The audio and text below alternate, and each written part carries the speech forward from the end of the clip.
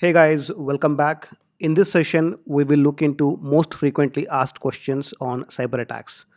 My name is Anand Guru and I am here to help you clear your next SOC analyst interview. So let's start. First question is, what is cyber kill chain?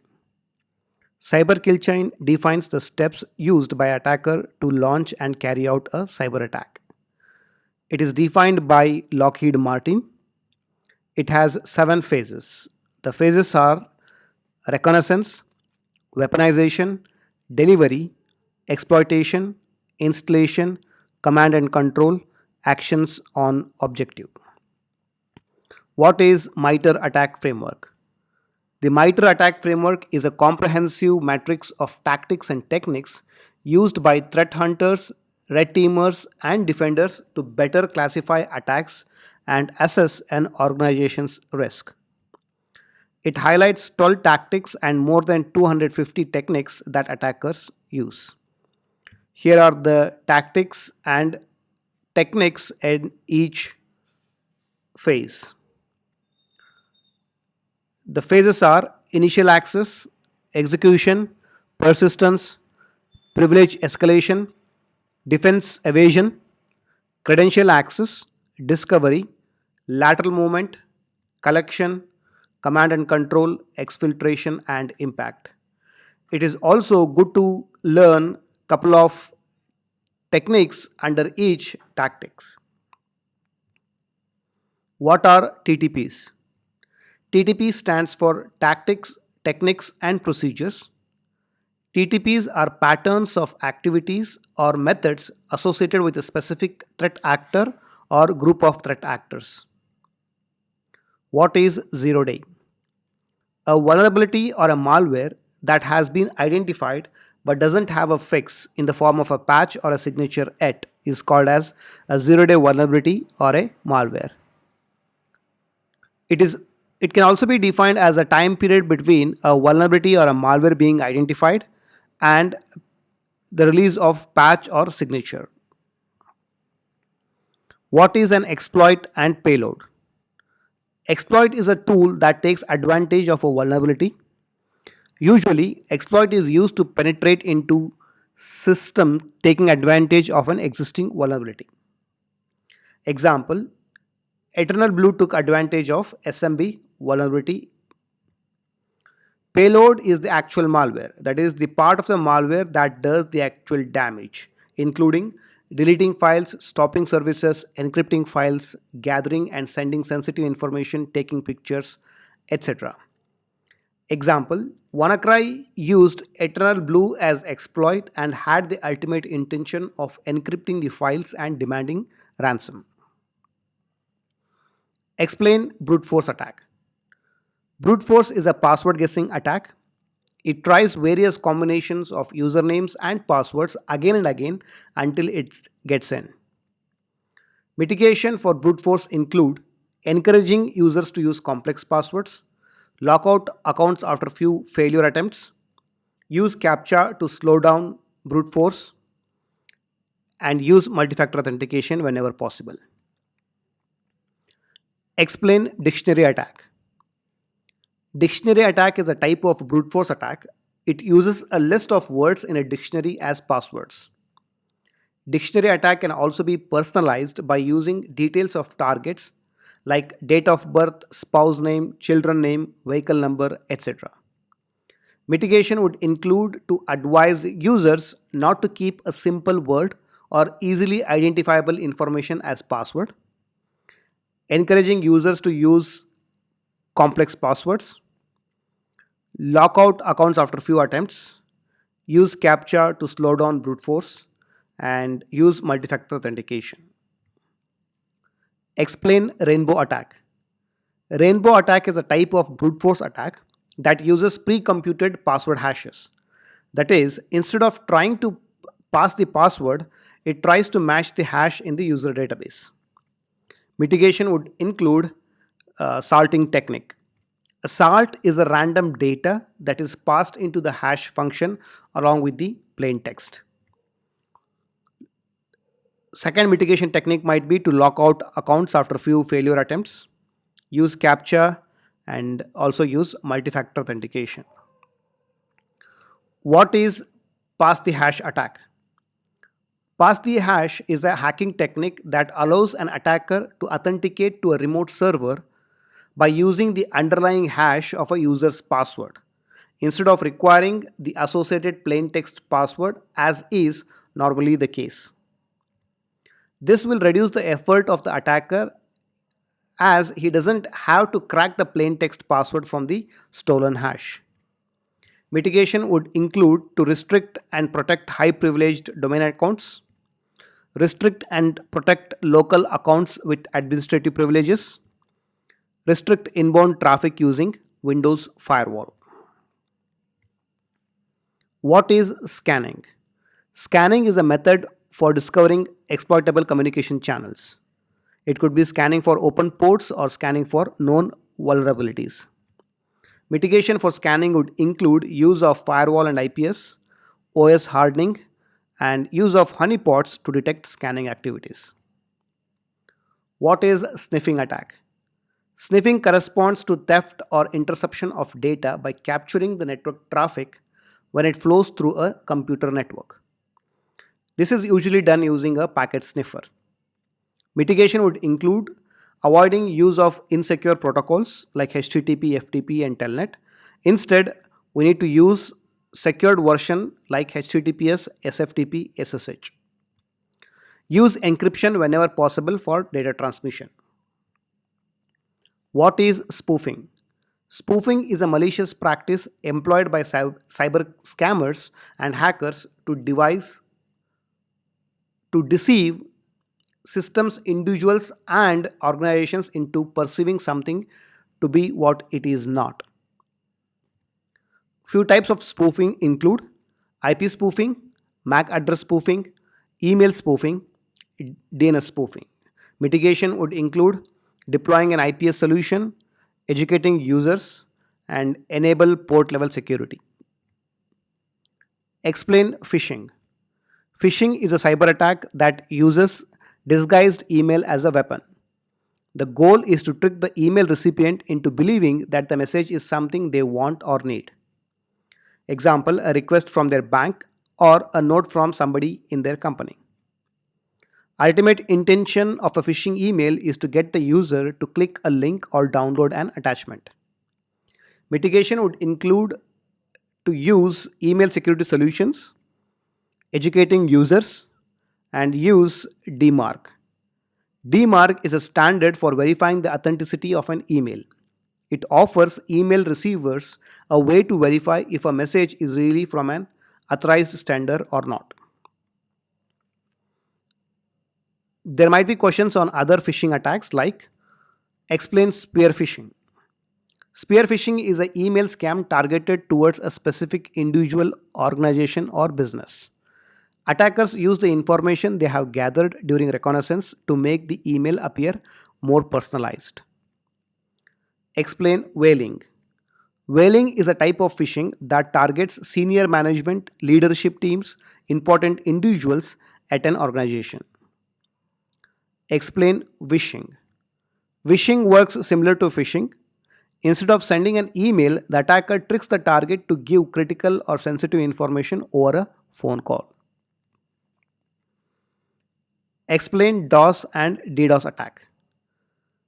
DOS stands for denial of service, is a type of cyber attack in which the attacker seeks to make a machine or network resource unavailable to its intended users by temporarily or indefinitely disrupting the services. Examples: UDP flood, ICMP flood, SYN floods, fragmented packet attacks, and ping of death. DDoS, distributed denial of service, is a type of attack where multiple systems are used to launch DOS attack on one targeted system. Usually, DDoS are results of multiple compromised machines called botnets.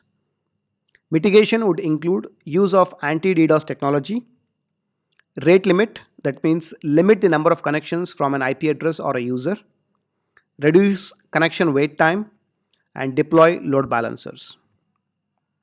Explain SYN flood attack. SYNFLOOD attack is a type of DOS attack where it exploits the normal TCP three-way handshake. The attacker sends huge connection requests, that is SYN requests, but never sends an acknowledgement back to the server. This will make the server wait for certain time and hold the connection. This will consume all the concurrent connections on the target server, making it inaccessible for legitimate users. Mitigation would include use of anti-DDoS technologies, rate limit, reduce connection wait time, and deploy load balancers. Explain ARP poisoning. Also called as ARP spoofing, it is an attack that sends falsified ARP messages over a local area network to link an attacker's MAC address with the IP address of a legitimate computer or a server on the network. It is used to do a man-in-the-middle attack. Mitigation would include use of static ARP, detect ARP poisoning using tools like XARP, set up packet filtering, and also install AV and keep the signatures up to date. Explain man-in-the-middle attack or MITM attack. Man-in-the-middle is an attack where the attacker secretly relays and possibly alters the communication between two parties who believe that they are directly communicating with each other. Mitigation would include using static ARP, use of encryption, and also deploy IPS systems. Explain DNS poisoning. Also called as DNS spoofing, it is a type of attack that exploits vulnerabilities in the domain name system to divert internet traffic away from legitimate servers towards fake ones. This is done by introducing corrupt or poisoned DNS data into DNS resolver's cache. Mitigation would include regularly audit DNS zones, keep DNS servers up to date, restrict zone transfers, and limit recursive queries. Also store only data related to the requested domain. What is DNS tunneling? DNS tunneling is a method of cyber attack that encodes the data of other programs or protocols in DNS queries and responses. Usually, DNS traffic is allowed through firewalls and attackers take advantage of this. It is used for data exfiltration without being detected. Mitigation might include use of IPS systems that can help detect few types of DNS tunneling attacks, block communication to IPs that are known to be used for data exfiltration, use DNS firewalls, and also deploy standalone DNS protection solutions like Infoblox. What is a malware? Malware is a malicious software intentionally designed to cause damage to a computer or computer network. The malicious activities include deleting files, encrypting files, gaining access of an infected machine, collecting and sending sensitive data, stopping services, system shutdown, etc. Mitigation for malwares would include use of antivirus with up-to-date signatures, use of ad blockers, and educate users not to download files from unknown sources. Explain different types of malwares. The first type is called virus. Viruses attach themselves to a clean file and infect other clean files. Their intention is to damage a system's core functionality and deleting or corrupting files. They usually appear as .exe files. Trojans. This kind of malware disguises itself as legitimate software but has malicious intent. It tends to act discreetly and create backdoors in your security to let other malwares in. Worms. Worms infect entire networks of devices, either local or across the internet, by using network interfaces. It uses each consecutively infected machine to infect others. Spyware. Spyware is a malware designed to spy on you. It hides in the background and takes notes on what you do online, including your passwords, credit card numbers, surfing habits, and more. Ransomware. This kind of malware typically locks down your computer and your files and threatens to erase everything unless you pay a ransom. Adware. Though not always malicious in nature, aggressive advertising software can undermine your security just to serve you ads. which can give other malwares an easy way in, plus they end up consuming system resources. Botnets. Botnets are networks of infected computers that are made to work together under the control of an attacker. RAT or remote access trojan, type of malware that allows an attacker gain unauthorized remote access of victim's machine. One of the favorite questions of every security interview is to explain the difference between virus, trojan and worm. Viruses attach themselves to clean files and infect other clean files. A user action like executing the file is required for the virus to run. Trojans, they appear as useful programs but have malicious intentions.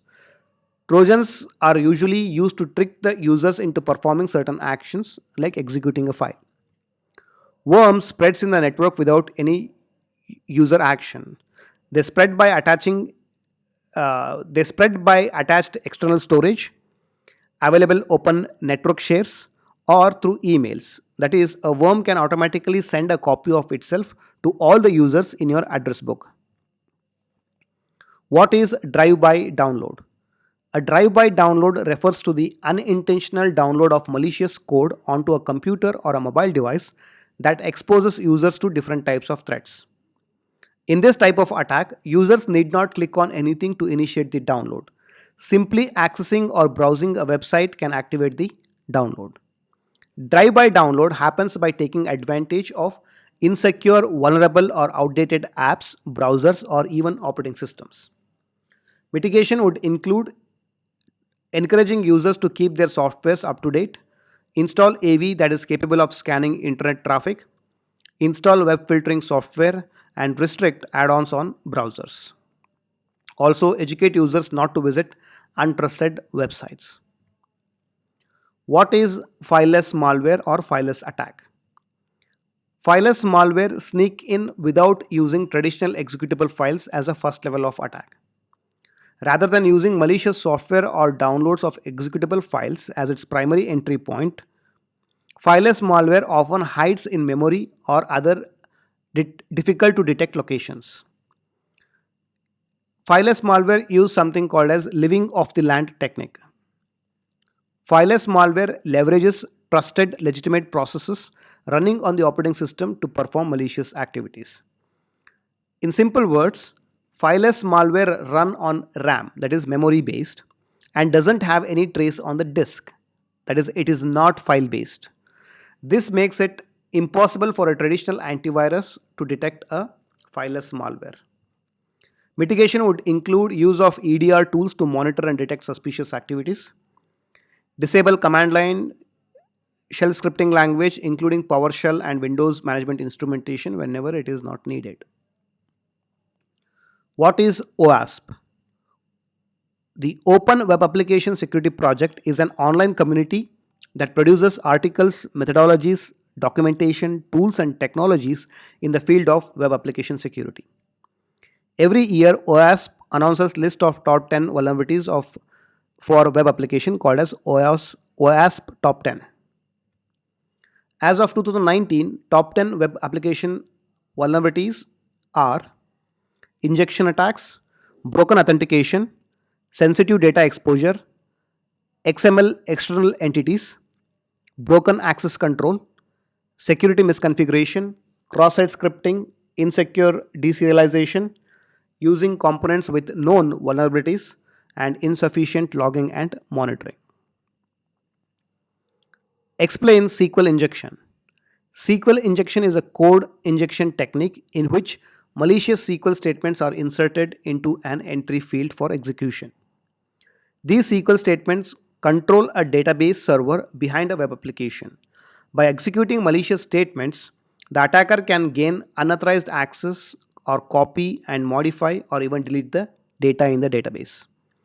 Examples of malicious SQL statements include quote or 1 equals 1 dash dash. Mitigation will include input validation, sanitizing all the inputs, use of IPS and WAF solutions, turn off visibility of database errors on production servers. Explain cross-site scripting. Cross-site scripting is a client-side code injection attack. The attacker aims to execute malicious scripts in a web browser of a victim by including malicious code in a legitimate web page or web application. Usually happens where there is a text message box in the website, like comments for a blog. Mitigation would include input validation, sanitizing all inputs, encoding data on output. Explain cross-site request forgery. Also called as one-click attack or session writing. Cross-site request forgery is an attack that forces an end user to execute unwanted action on a web application in which they are currently authenticated. Example, let's consider user A is connected to a banking website like mybank.com. Attacker tricks the user into downloading and executing a code. This code will send request to mybank.com to transfer money to attacker's account. In this case, the banking website performs the request because it sees the request coming in from user A's machine who is already authenticated with the server. Mitigation include synchronizer token pattern, cookie to header token, and double submit cookie. Explain broken authentication. Broken authentication weaknesses can allow an attacker to either capture or bypass the authentication methods that are used by web application. Permits automated attacks such as credential stuffing, where the attacker has a list of valid username and password. Permits brute force or other automated attacks, and also permits use of default weak or well-known passwords such as password 1, admin, root, etc. Use of weak or ineffective credentials recovery and forget password processes. Use of plain text or weakly hashed password. Mitigation of broken authentication might include, wherever possible, implement multi-factor authentication to prevent automated credential stuffing, brute force, and stolen credential reuse attacks. Do not ship or deploy with any default credentials, particularly for admin users. Implement weak password check, such as testing new or changed password against a list of top 10,000 commonly used passwords. Lock user accounts for certain failed attempts. Explain broken access control. Broken access control is a weakness in web application that will let the users do more than what they are authorized. Example, user A can see the details of user B. Broken access control vulnerabilities often lead to unauthorized information disclosure, modification or destruction of all attacks, of all the data, performing a business function outside of the limits of the user. Mitigation for broken access control will include deny access to functionality by default, use access control list and role-based authentication mechanisms. Log access control failures and alert administrator whenever appropriate. That's the end of the session. Let's meet again in the next course. Thank you.